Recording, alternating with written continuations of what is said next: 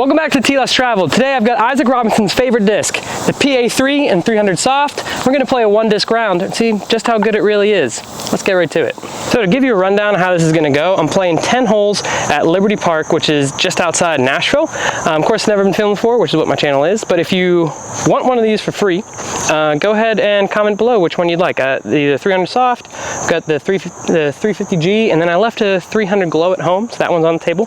It's not here today, but just going to play 10 holes here, see how well we score, and give a review of these discs because I really haven't thrown them that much before, but the entire G Prodigy team does. So let's see what the hype is all about and if it's really worth all those commercials.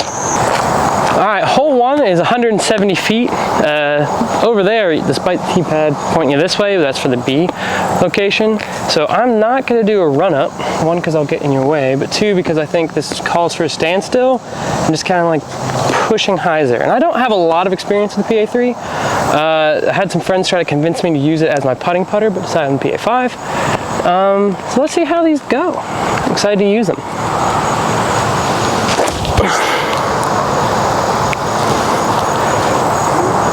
That's honestly not too bad. I like that. Let's get down there and make a putt. All right, pretty good. You can see the second one over here through the 350G, which is actually Luke Lauritsen's.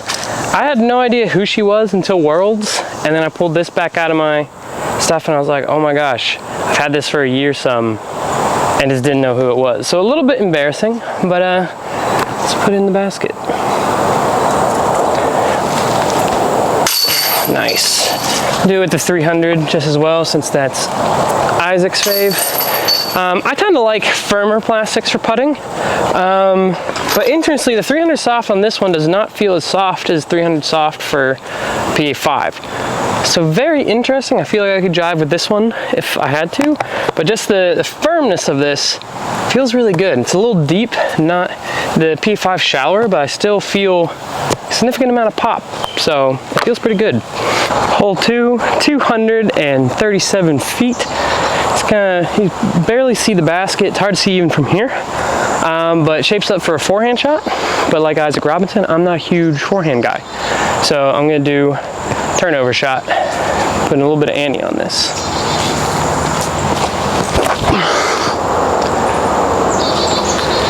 That was just a bit too high, but I think that does give us a putt. Let's see what that would have been. 300 firm, 350G. See if there's a difference in stabilities really. So you guys can tell me if I threw that with more or less anhyzer, but to my eye it seemed like that was more stable.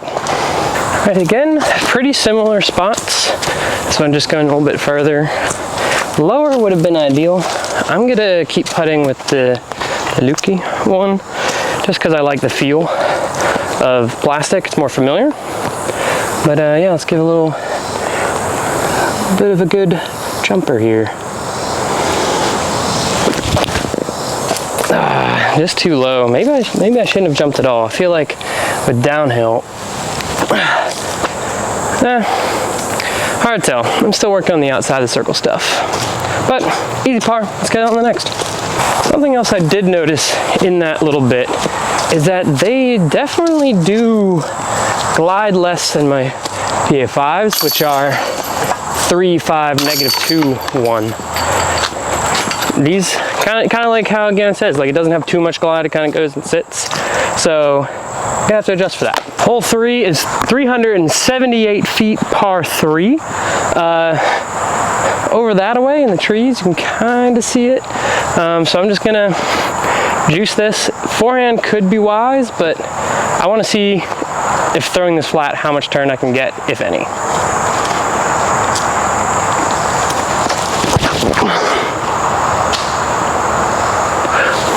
That stuck to my finger a ton, so let's take this other one and try not to grip lock.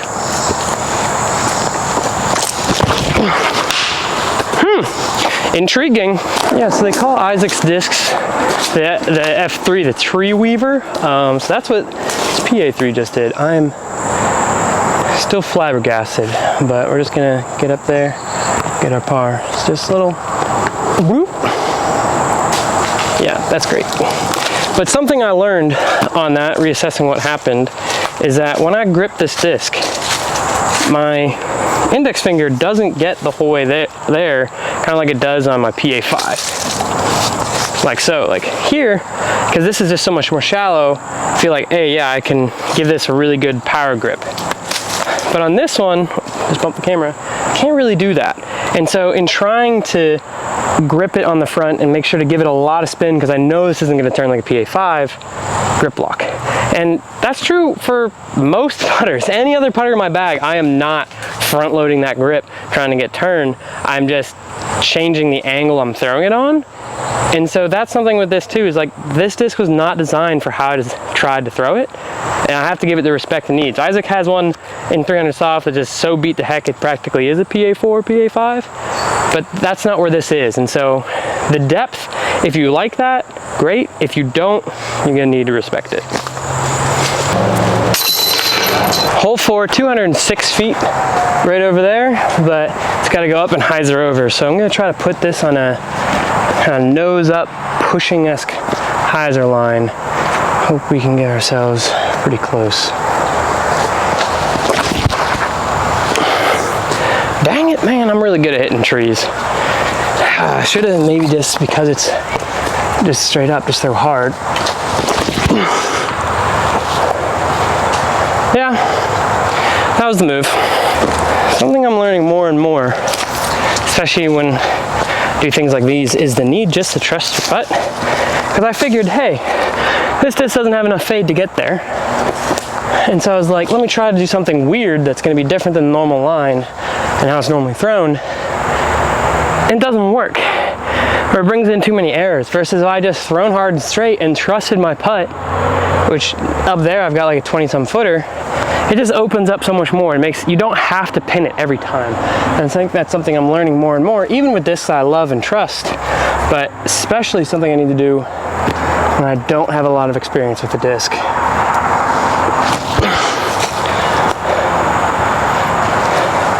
Because if I had just gone straight, this is a great shot.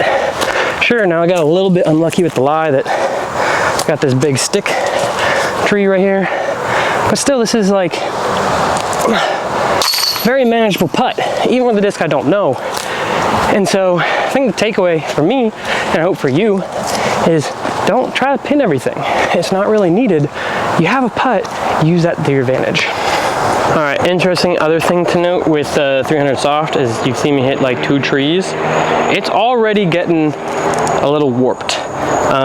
It was not like this when I started. I'm trying to spin that so you guys can see really slowly. So not the most integritous plastic, although the other one, which hit tree pretty hard, it's doing totally fine. But this hole is 300, nope, that's a 243 feet straight uphill. You can't really see it, it's way up there. The short pin position is at stake. I'm gonna try to get there, because I just let a guy play through, and he tried to go through the skidding gap over here, hit first available, looked like he double bogeyed. So we're just gonna try to get a par.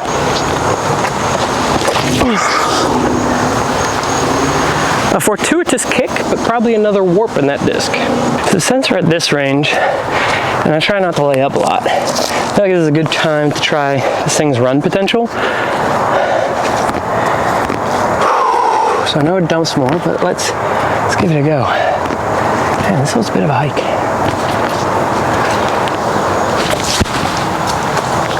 Oh, that's pretty close. Hole 6 to the B position is 245 feet. If I put you over here, you can't see it at all, and this is most certainly not a place where I can do a backhand. So I'm just gonna try to do a little forehand hyzer and hope it gets on down there.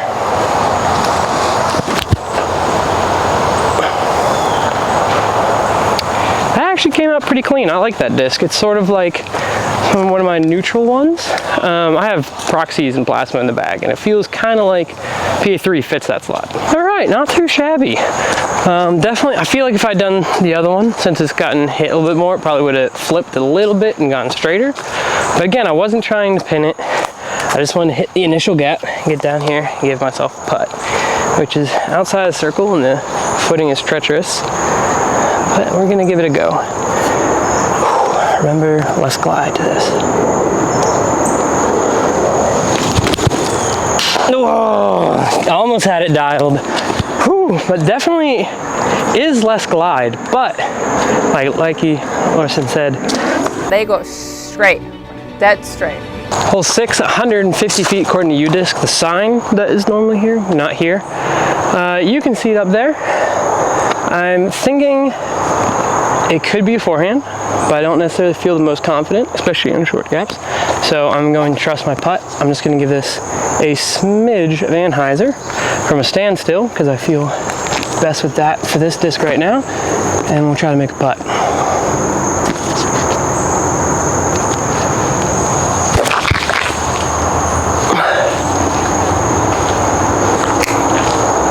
Looks great. Gave ourselves the opportunity. Now it's time to make good on it. Less glide, less glide.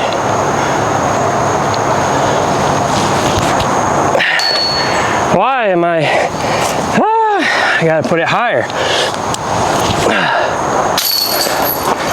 All right, hole 8, 196 feet. You can't see the tee pad because just the way the land is situated, so I put you high enough you can see the basket. So we're going for Anheuser turnover with, you guessed it, the Pa3.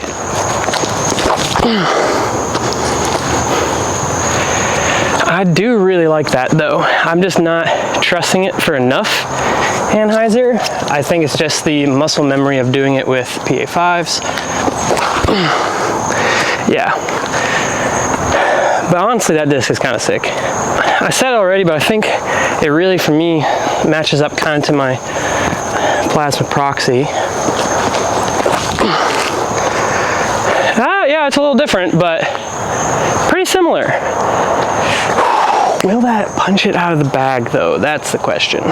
Yeah, so honestly pretty similar between the two. I think for me though, just the muscle memory of, I have trust in this disc, I know what this disc does. I feel like I throw that one better, but I feel like I could with these. It's just it would take practice, and so I don't think it's gonna kick it out of the bag, but it is a pretty good disc, and I see why so many Prodigy players throw them. Oh, there we go. Got the glide on that one. All right, maybe we'll make a couple more putts with that from here on out.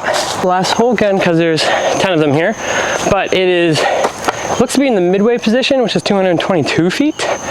And in normal fashion for this course, it's hard to see it from the tee pad. And also, my camera's not crooked. The ground just happens to be really weird here. Hey! Oh my gosh, that gripped right onto my hand again. I feel like I just don't trust this on full power yet.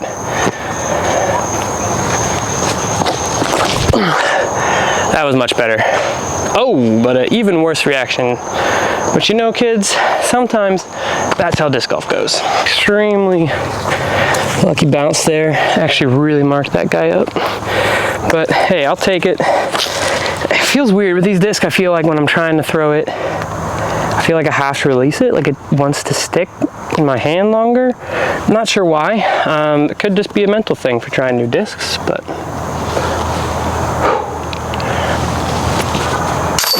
yes. But yeah, not really sure why it feels like that. Probably just me, but definitely don't want to be releasing the disc as I throw it, because you just get less spin and it's not as good. All right, final hole with a local. He's telling me it's 231 feet. What's normally the play here? It's PA3? Yeah. Oh yeah. You might have parked it. Nice. See you around, mate. All right, so not parked, but not bad. Just outside the circle. I felt like that one, I did trust it on the rip, and it didn't hold onto my finger. So, amen for that. Well, let's see if I can get this glide wrong one more time.